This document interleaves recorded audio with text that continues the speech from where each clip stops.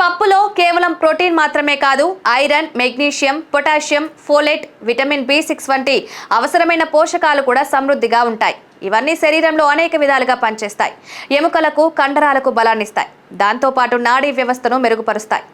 పెసరపప్పులో fibre అధికంగా ఉంటుంది. జీర్ణ వ్యవస్థకు మంచి మద్దతు ఇస్తుంది. గ్యాస్, అజీర్తి, మలబద్ధకం వంటి సమస్యల నుంచి బయటపడడానికి ఇది సహాయపడుతుంది. దీన్ని తినడం అలవాటుగా మార్చుకుంటే జీర్ణ సంబంధిత సమస్యలు సహజంగా తగ్గుముఖం పడతాయి. మలబద్ధకం సమస్యతో చాలా మంది ఇబ్బంది పడతారు. పెద్దలకే కాదు, పిల్లల్లో కూడా ఇది ఎక్కువగా కనిపిస్తుంది.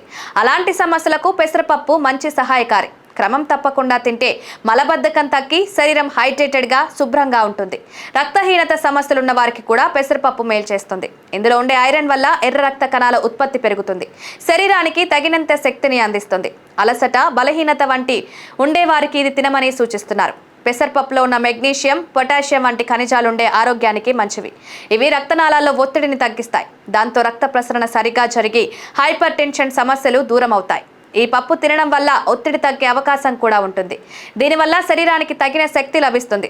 రోజువారీ పనుల్లో చురుగ్గా ఉండాలంటే శక్తి అవసరం. పెసరపప్పు తీసుకుంటే శక్తి స్థాయిలో మెరుగుదల కనిపిస్తుంది. ముఖ్యంగా వ్యాయామం చేసే వారి కోసం ఎంతో ఉపయోగకరంగా ఉంటుంది. పెసరపప్పును ఉప్మా, కిచిడి, పెసరట్టు, పచ్చడి, దోశ వంటి వంటకాల్లో వాడచ్చు.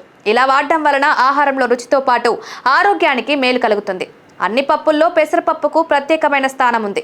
మాంసాహారం తీసుకొని వారు, ఎక్కువగా ఆరోగ్యాన్ని పట్టించుకునేవారు తమ ఆహారంలో పెసరపప్పును తప్పనిసరిగా తీసుకోవాలి. దీన్ని తీసుకోవడం ద్వారా శక్తి, ఆరోగ్యం రెండూ సులభంగా పొందవచ్చు.